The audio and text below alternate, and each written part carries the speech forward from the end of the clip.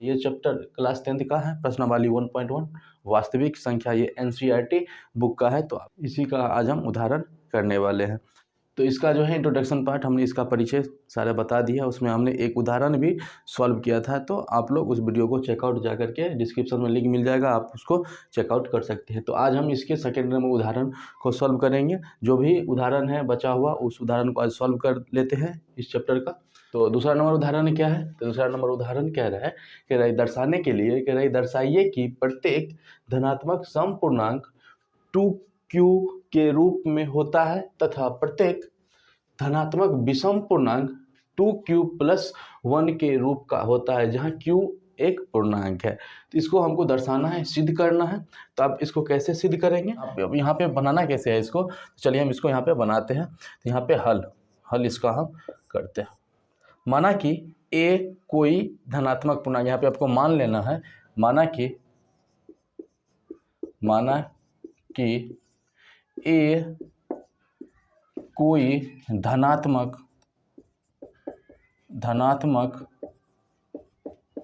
पूर्णांक है।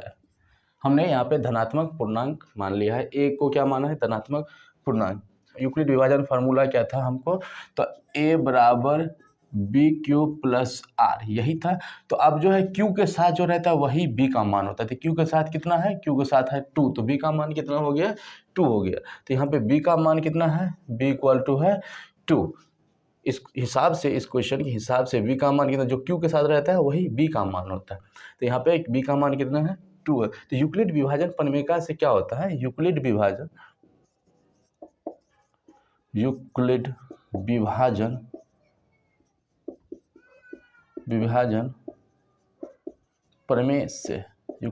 प्रमेय से क्या करना है हमको पता है। a बराबर क्या होता है? a बराबर BQ + R, जहाँ 0 ≤ R B। तो अब हमको यहाँ पे B का मान मिला हुआ है। a हमने माना है धनात्मक पूर्णांक, तो a बराबर क्या हो जाएगा?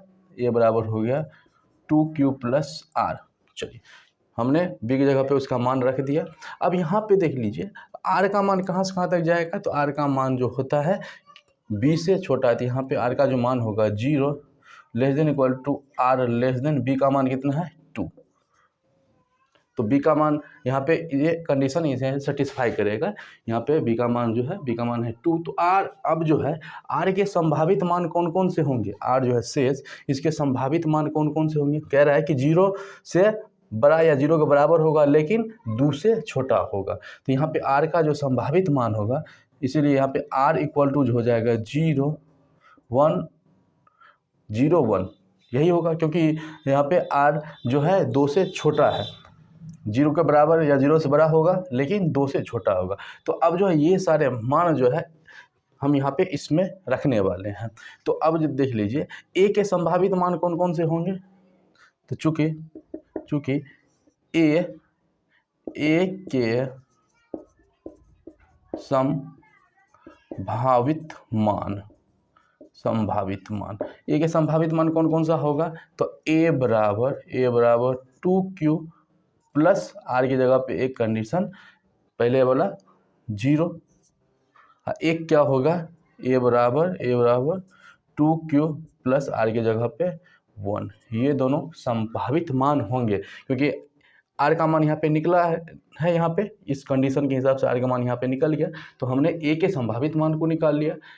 a बराबर 2q + 0 1 निकलेगा और a बराबर 2q + 1 1 निकलेगा, क्योंकि b का मान भी यहाँ से हमको मिल गया है। अब यहाँ पे कह रहा है कि यहाँ पे 2q, आपको ये चीज़ दर्शाना है कि 2q क्या है? एक समपूर्णांक है, और 2q + 1 क्या है? एक विषम पूर्णांक है। तो इसलिए a बराबर 2q, जहाँ a बराबर 2q + 0 है, इसको हम लिख सकते हैं क्या? a बराबर 2q। अब a बराबर 2q हम इसको लिख सकते हैं। तो यहाँ पे जो है q क्या है? एक पूर्णांक है। अब पूर्णांक संख्या आपको पता है, पूर्णांक संख्या कौन सी पूर्णांक संख्या होती है, कहाँ से स्टार्ट होता है? तो यहाँ पे मान लीजिए यहाँ पे कोई सम संख्या, यहाँ पे 2 क्या है? सम संख्या। किसी भी सम संख्या के को अगर हम विषम संख्या या सम संख्या से मल्टीप्लाई करेंगे तो फिर भी वो एक सम संख्या ही आएगा। मान लीजिए क्यू का कुछ भी मान लीजिए, एक रखेंगे, 2 एका 2, फिर भी ये 2 आ गया, 2 रखेंगे 2 दूना 4, 3 रखेंगे 3 दूना 6, हमेशा क्या आ रहा है, ये एक सम पूर्णांक आ रहा है। तो a बराबर 2q क्या हो गया, यहाँ से एक सम पूर्णांक हो गया। ये क्या हो गया, a बराबर 2q, ये क्या हो गया, सम पूर्णांक हो गया, सम पूर्णांक हो गया। चलिए यहाँ से एक तो सिद्ध हो गया। उसके बाद अगला क्या है, a बराबर 2q + 1, a बराबर 2q + 1। अब a बराबर 2q + वही चीज़ आप यहाँ पे रख के देखिए, इसमें आप q का मान कुछ भी रख देंगे, बाद में अगर एक जोड़ते हैं तो वहाँ पे क्या आता है, एक विषम पूर्णांक आ जाएगा यहाँ पे। अब q का मान 1 रखिए तो 2 एका 2 और +1 3 हो गया, तो ये भी विषम है। 2 रखेंगे तो 2 दूना 4, 1 5, ये भी विषम है। 3 रखेंगे 3 दूना 6, 1 7, ये भी विषम है। तो ये क्या हो गया, यहाँ से ये एक विषम पूर्णांक हो गया। ये क्या है, विषम पूर्णांक, विषम पूर्णांक है, ये एक विषम पूर्णांक है। तो यहाँ से आपका ये सवाल प्रूफ हो गया, ये सवाल आपका प्रूफ हो गया। तो इसमें अगर कहीं पे डाउट है तो आप हमें कमेंट्स करके पूछ सकते हैं। और चलिए हम अगला क्वेश्चन के ऊपर चलते हैं। ये उदाहरण नंबर 2 था, उदाहरण नंबर 1 हमने कल के वीडियो में बता दिया है। अब हम तीसरे नंबर उदाहरण के ऊपर चलते हैं, आप इसे नोट कर लीजिए। तो तीसरा नंबर उदाहरण क्या कह रहा है, कह रहा है कि दर्शाइए कि एक धनात्मक विषम पूर्णांक 4q + 1 या 4q + 3 के रूप का होता है जहाँ q एक पूर्णांक है। तो इसको भी उसी प्रकार से हम सिद्ध करेंगे जैसे हमने दूसरे उदाहरण को सिद्ध किया था।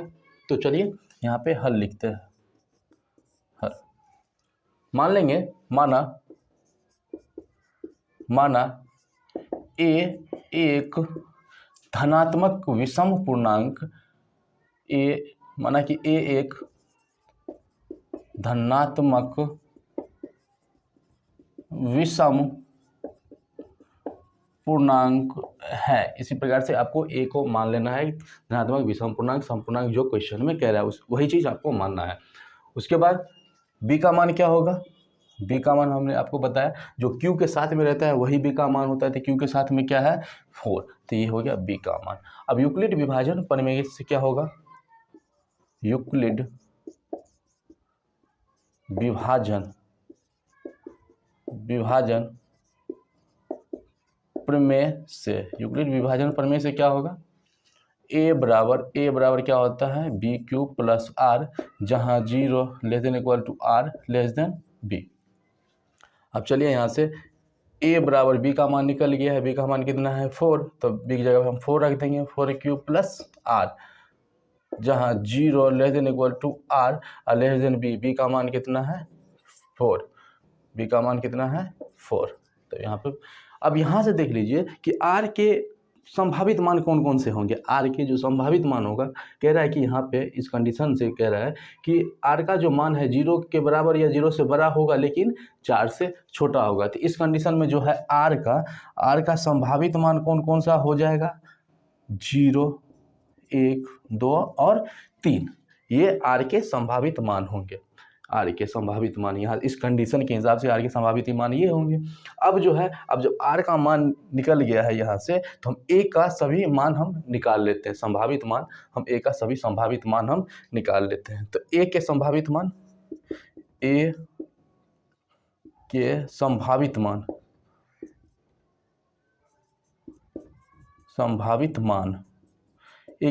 मान कौन कौन सा होगा, तो एक बार r के जगह पर 0 1 2 3 इस प्रकार से रख दीजिए। तो a बराबर क्या होगा, 4q + 0। उसके बाद क्या होगा, a बराबर हो जाएगा 4q + 1, 4q + r के मान, r के जगह पे 4q, r के जगह पे 1 रख देना है। फिर एक मान और अगला क्या होगा, 4q + 2। फिर अगला क्या होगा, a = 4q + 3। अब यहाँ पे जो है इस दोनों को कह रहा है कि 4q + 1 और 4q + 3 आपको दिखाना है कि ये विषम पूर्णांक है या नहीं है। तो आपको पता होगा यहाँ पे देखिए 4q + 0 है, तो इसका मतलब क्या हो गया, इसका मतलब हो गया a बराबर 4q।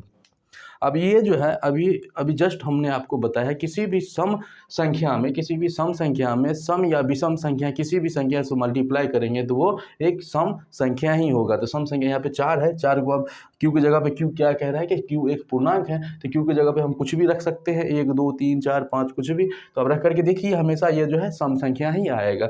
तो यहाँ पे अगर 1 रखते हैं तो 4 आया सम संख्या, 2 रखें 4 दूना 8 तो ये भी सम संख्या, 3 रखें 4 3 12 ये भी सम संख्या। तो इस प्रकार से ये है सम संख्या, हमको कह रहा है कि विषम संख्या। अब इसी प्रकार से यहाँ पे देख सकते हैं a बराबर क्या है, a बराबर 4q + 1, a बराबर 4q + 1 यहाँ पे सम संख्या है।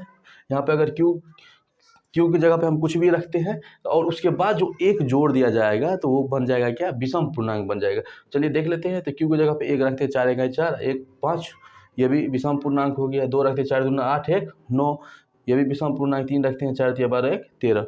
तो इस प्रकार का ये क्या है, एक विषम पूर्णांक है। इसी प्रकार से यहाँ पे देख सकते हैं अगर लास्ट में सम संख्या जोड़ा जाएगा तो वो बन जाएगा सम संख्या, विषम संख्या अगर जोड़ा जाएगा तो वो बन जाएगा विषम संख्या। तो यहाँ से क्या कंडीशन हमको पता चला कि ये जो है ये एक विषम पूर्णांक और ये भी विषम पूर्णांक और ये दोनों जो है एक सम पूर्णांक है। तो यहाँ से क्या पता चला हमको, यहाँ क्या है, a बराबर 4q और a बराबर 4q + 2 ये क्या है, एक सम पूर्णांक है। ये क्या है, सम पूर्णांक है, सम पूर्णांक है। और a बराबर 4q + 1 और a बराबर 4q + 3 ये क्या है, एक विषम पूर्णांक है। क्या है, विषम पूर्णांक, विषम पूर्णांक। ये क्या है, विषम पूर्णांक। तो यही चीज़ तो कह रहा था, यही चीज़ हमसे पूछ रहा था कि क्या 4q + 1 और 4q + 3 एक विषम धनात्मक पूर्णांक है। तो हाँ है, यहाँ से ये चीज़ प्रूफ हो गया, प्रूफ हो गया। तो इसी प्रकार के आपको इस टाइप का अगर क्वेश्चन मिलेगा तो इसी प्रकार से आपको सॉल्व कर देना है। इसमें जो है ए को मान लीजिए धनात्मक विषम पूर्णांक किया, सम पूर्णांक जो भी कह रहा है क्वेश्चन वो चीज़ मान लीजिए। बी का जो मान होगा जो क्यू के साथ रहेगा वही मान होगा। इस प्रकार से आप जो है बी का मान यहाँ पे बिठा करके यहाँ पे बी का मान बिठाएंगे तो वहाँ पे जो आर का जो भी संभावित मान होगा वहाँ पे आपको निकाल लेना है और ए के फिर से क्या करना है, ए के संभावित मान निकाल लेना। जितने भी आर का मान निकला है उसको बारी बारी से यहाँ पे रख के निकाल देना है। और उस प्रकार से जो है क्यू कह रहा है कि एक पूर्णांक है तो क्यू एक पूर्णांक है तो क्यू का कुछ भी मान रख करके आप चेक कर सकते हैं कि ये सम संख्या आता है या विषम संख्या आता है। इस प्रकार से जो है आप यहाँ पे बड़ी आसानी से इस क्वेश्चन को सॉल्व कर पाएंगे। चलिए अब अगला उदाहरण की तरफ बढ़ते हैं। 4 नंबर उदाहरण क्या कह रहा है देख लीजिए। उदाहरण तो इसमें जो भाषा तो बहुत बड़ा दिया गया है लेकिन सवाल बहुत छोटा है। तो यहाँ पे उदाहरण 4 नंबर उदाहरण कह रहा है कि एक मिठाई विक्रेता के पास 420 काजू की बर्फियाँ और 130 बादाम की बर्फियाँ हैं। वह इनकी ऐसी डेयरियां बनाना चाहती है कि प्रत्येक डेयरी में बर्फी की संख्या समान रहे तथा ये डेयरियां बर्फी की परत में न्यूनतम समान गिरे। इस काम के लिए प्रत्येक डेयरी में कितनी बर्फियां रखी जा सकती है। इसमें आपको कुछ भी नहीं करना, दोनों का HCF निकाल दीजिए। दोनों का 420 और 130 का HCF निकाल दीजिए। तो यहाँ पे क्या हो जाएगा, बर्फी की संख्या बराबर निकल जाएगा प्रत्येक डेयरी में कितनी बर्फियां रखी जाएगी। तो यहाँ पे बर्फी की जो संख्या होगा हल, चलिए यहाँ पे हल कर लेते हैं। दोनों को क्या करना है, आपको HCF निकाल देना है। तो बर्फी की संख्या जो हो गया, बर्फी की संख्या बराबर हो जाएगा 420 और 130 का HCF। तो इस दोनों का HCF निकाल दीजिए, वही आपका बर्फी की संख्या निकल जाएगा। तो चलिए हम इसको निकाल लेते हैं। तो HCF निकालने का तरीका हमने आपको बता दिया है। क्या करना है, तो हमको पता है 420 बड़ा है 130। यूक्लिड विभाजन प्रमेय से क्या करना है, यूक्लिड विभाजन प्रमेय से, यूक्लिड विभाजन प्रमेय से क्या करना है हमको, a बराबर BQ + R जहाँ 0 R < B। इस फार्मूले पे इसको तोड़ना है और जो अंतिम जो भाजक होता है वही उसका HCF होता है। तो जो HCF निकलेगा वही बर्फी की संख्या हो जाएगा। तो चलिए यहाँ पे इसको क्या करेंगे, हम साइड में कहीं पे रफली इसको सॉल्व कर लेंगे भाग विधि से। तो यहाँ पे चलिए 420 बड़ी संख्या में छोटी संख्या से भाग देना है 130। तो यहाँ पे 3 मरतबे लगाइए, 3 मरतबे 13 39, 0 0, यहाँ पे 12 3 कट गया। फिर इसमें भाग लगा दीजिए, 130 उतार दीजिए, 30 चौके 120, 0 1 कट गया। फिर यहाँ पे भाग लगा दीजिए और यहाँ पे 30 फिर उतार दीजिए, 10 तिया 30, पूरे पूरे कट गया। यहाँ पे शेष कितना बचा? 0। तो जब तक पूरे का पूरे नहीं कटे तब तक इसी प्रकार का प्रोसेस आपको जारी रखना है। तो अब जो अंतिम भाज्य कितना है 10, इस बर्फी की संख्या कितना हो जाएगा 10। तो इसको क्या करना, इस स्टेप वाइज आपको बिठाना है। तो यहाँ पे फर्स्ट स्टेप क्या था? फर्स्ट स्टेप क्या था? तो भाज्य बराबर भाजक गुणे भागफल जोड़ शेष। तो भाज्य बराबर भाजक गुणे भागफल जोड़ शेष। फिर सेकेंड स्टेप क्या है? सेकेंड स्टेप आप ये बन गया भाज्य, तो भाज्य बराबर भाजक गुणे भागफल जोड़ शेष। तो भाज्य बराबर भाजक गुणे भागफल जोड़ शेष। अगला स्टेप, जितना भी स्टेप है सारे स्टेप को आपको लिखना है। थर्ड स्टेप क्या है? तो अब ये बन गया भाज्य, तो भाज्य बराबर भाजक गुणे भागफल जोड़ शेष। तो भाज्य बराबर भाजक गुणे भागफल जोड़ शेष। तो लास्ट का जो शेष है 0 आ गया है। तो जब तक 0 नहीं आएगा तब तक आपको इसी प्रकार का प्रोसेस जारी रखना है और उसको स्टेप बाय स्टेप, हर एक स्टेप को, यहाँ से ये स्टेप हो गया, यहाँ से ये स्टेप, यहाँ से ये स्टेप हो गया, तो हर एक स्टेप को स्टेप बाइज आपको भाज्य बराबर भाजक गुणे भागफल जोड़ शेष इस फॉर्मूले से बैठा देना है। और अंतिम जो भाजक होता है वही उसका HCF होता है। चूँकि अंतिम भाजक क्या है इसका? 10 है, तो इसीलिए HCF कितना हो गया? 10। और HCF 10 हुआ तो बर्फी की संख्या बराबर होता है, तो यही हो गया बर्फी की संख्या बराबर बर्फी की संख्या, हो गया आंसर। तो इस प्रकार से आप इसे सॉल्व कर सकते हैं। तो आज हमने सारे उदाहरण को सॉल्व कर लिया है। तो अगली क्लास में हम इसके एक्सरसाइज पे चलेंगे और टोटल एक्सरसाइज को हम कंप्लीट करेंगे। इसमें कहीं पे कोई भी डाउट है तो आप हमें कमेंट करके पूछ सकते हैं। और अभी तक आपने हमारे चैनल को सब्सक्राइब नहीं किए तो प्लीज़ रेड कलर के बटन को दबाकर सब्सक्राइब कर लें, क्योंकि मैं आपको इस चैनल पे क्लास 10th के पूरी सिलेबस को कंप्लीट करवाने वाला हूँ। तो आप लोग मेरे चैनल को ज़रूर सब्सक्राइब कीजिए। तो फिर मिलते हैं नेक्स्ट वीडियो में।